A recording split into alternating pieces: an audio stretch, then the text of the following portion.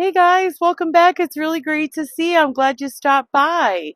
I thought it might be kind of a fun idea to maybe walk through my woods for a little bit, and I can just point out a couple of things to you that you might find just in any woods, any land that isn't like mown down and is just kind of let to grow. It's really interesting the things you can find out there.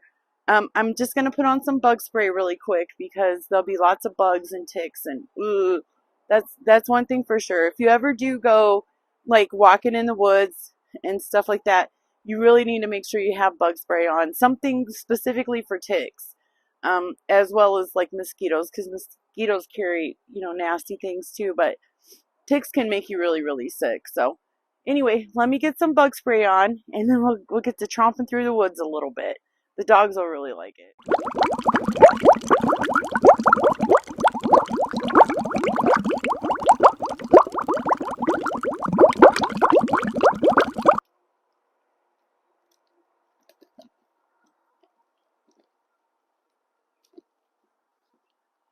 Now my woods is about 2 acres wide or long or whatever you want to say. So we're not going to go through the whole thing, but right here in the beginning, there's a lot of really cool things you can see. Here's some roses that bloomed already, and so now the hops or the hips are starting to form. It's going to get a little dark right here. It's been rainy the last couple of days, so whew, it's a bit overgrown. See, here's some more wild roses. And these are just things that you'll find. Like, look at this beauty. Woo wee. Can you see the picas on that? She goes all the way up. This is just stuff that you'll find in any woods, you know, that you live by. See all those roses? We'll be able to come and get those hips in the fall. There's lots of things out here like stinging nettles, but I don't know what they look like. But we're going to learn about them. There's some more roses. Look at, now sometimes they're called brambles. Oh look, here's another one of those things that you might think is a wild grape, but it is not. It's called a moonberry. And that's kind of what they'll look like in the woods. And, they're all over. Ooh, look, there's some cool fungus growing on a down tree. It's kind of really cool out here. I don't think I'm going to harvest anything today. I don't know that there's anything really to harvest yet. But, ooh, ouch. Come on, bear. Come on. It's just too much out here. I have to get my choppers. Come out here and clear a path. But yeah, I just kind of wanted to show you, in the woods, all the different things that you can find. You can go to your parks or whatever. You just want to make sure that they don't spray them with anything. You see that big old rose growing back there?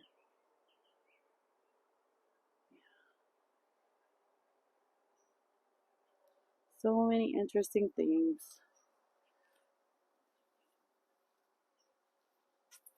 Can't wait to learn all about the different things that grow. Come on, Desiree.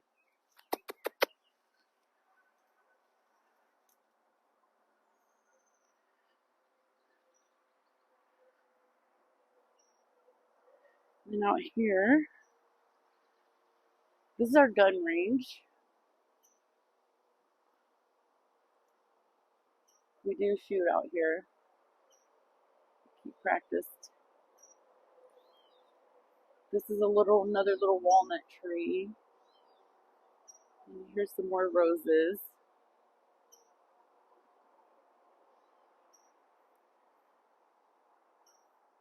I don't know, I hope you guys can hear all the little birds.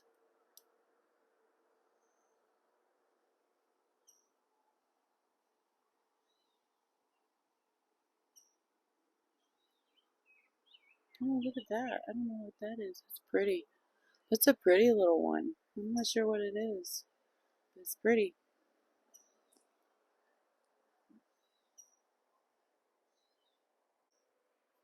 Little wild daisy growing. Nature just has its own way, I'll tell ya. Here's where where I get a bunch more of my rose hips. You can see them. Got a little brown specks. Those will be rose hips in the fall. I don't know if you can see these or not. You see these little purple flowers? This is called belladonna, and it grows wild, and it's an invasive plant. Very, very, very toxic. If you ever watched that movie with Sandra Bullock and Nicole Kidman, Practical Magic, I think it's called. You know, they use belladonna in it. But they grow these little berries. Like right here, I don't know if you can see it right by my finger. And then there's the flower. Very, very, very toxic. Their berries will end up like a purple color, like these. Looks like berries right there. But they're highly toxic to animals and humans, and especially small children.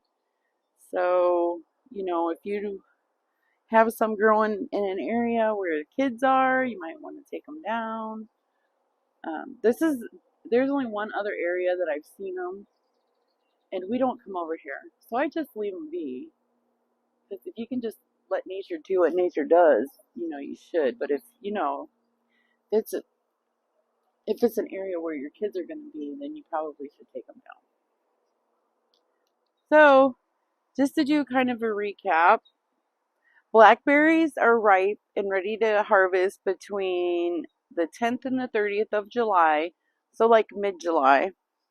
Rose hips are ready to harvest after the first frost. You kind of want a mild frost, the first mild frost. You want them to be red in color and soft to the touch. And rose hips are great they have a lot of vitamin C in them. You can make preserves, you can make beauty products, you can make teas.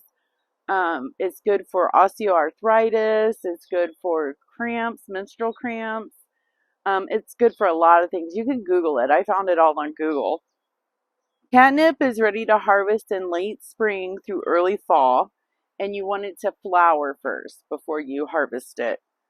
And catnip is the one that I told you I believed was good for children.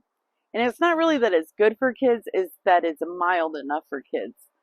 It's good as a sleep aid, it's a relaxant, it will help relax you, it'll help you with anxiety and stress, and any kind of stomach aches or ailments or gas or anything like that. It's really good for that. And yeah, so those were the things I was going to get back to you with. Okay, so let's look at this catnip first. I transplanted it, if you remember, into like a little container, and then I put in a sidewalk in an herb garden, and I transplanted it into the herb garden. So let's take a look at it and see how it looks. So it looks terrible. It's right here, right here, and right here. My cats ate it. Cats love catnip, and they ate it. So I can't be mad at them. But the roots are still there, and it will come back. Hopefully, it'll grow back later this year or in the spring. So I'm not real worried about it. Kind of sucks I won't have it this year, but you know, it is what it is, I suppose. This is the lilacs that we replanted.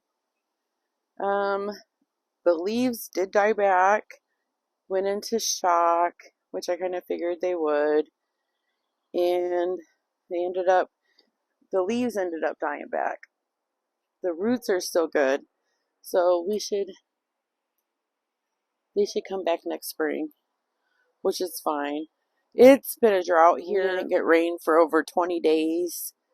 And the temperatures were like in the high 80s, low 90s. And I was just really struggling to keep anything alive at that point. And so I put hay around it to kind of help hold in the moisture. And I figured it was going to die back. And it did. But it'll grow back next spring. So I'm not real worried about it. So this is the wild rose that we replanted. Vince chopped it down about 2 days after I planted it. So that was a dud. He said that he didn't realize it was there. And I asked him, didn't you watch my videos? So there's that. But again, the root system is still there. It should come back next spring. And I have like 5 gabillion more in the woods. So it's not a total loss. And here's the blackberries. They're looking pretty good. Berries are changing colors. You can see that. They're looking really good. And we should get quite a few good ones. And then plus we have more in the woods. So I think next year, I think this fall actually, after everything dies back, I'm going to bring a bunch more from the woods up here and plant them and just use this whole area as like a blackberry patch. We'll see. So here's my garden. Man, this sucker has been a real struggle to keep going during that drought. And then, look, see this right here? This little hole right here? That's rabbits. They keep coming out here and eating my seeds. Knock on wood, they're not eating the plants, but they definitely are eating my seeds. They're going to have to put chicken wire, more chicken wire, which I kind of figured. But here's some tomatoes. I got several different kinds of tomatoes growing. Look, more rabbit evidence. These little suckers, man. See it? Right there. I'm like, really, you guys? But, yeah, so right here in this blank area, that was supposed to be bell peppers. The rabbits ate all the seeds. So, I'm not going to have any bell peppers this year. These are my bananas. They're ready to harvest. Here's a bunch of collards. There's some collards. They're looking really, really good. And this is dill. And that will go with my cucumbers. We have a bunch of cilantro over here. My husband, we all love cilantro. And then this here was supposed, this little blank area here was supposed to be serrano peppers, but they ate them all. They ate all the seeds. So I went and I bought a couple of already started plants, and I'm going to put them in there. We eat a lot of serranos. And that's a green bean. Those are green beans as well. Here's the potato plants. They're doing really good. I'm going to have to add more dirt to them here real soon. They're doing really good. Thinking I should get at least 50 or 60 pounds of potatoes. Maybe. That's the hope. We'll see. And over here is my peas. They're doing really good. The rabbits ate all the seeds. Like there was supposed to be all kinds of peas right here as well. But the rabbits ate them. So, I don't know. It's a struggle between the drought and the rabbits. Been having a heck of a time. We got lots of cucumber plants though. And every cucumber plant makes a lot of cucumbers. So, and then we got a big old green tomato right there. Sucker looks like it's about ready to be fried up. But we'll see. We'll just, keep going. This is the stuff you learn. These are Roma tomatoes. Over here is a Roma. the Roma tomato. And then I planted marigolds here. There's a couple coming up. But they ate all of those seeds too. So, it's a struggle. Live and learn, live and learn.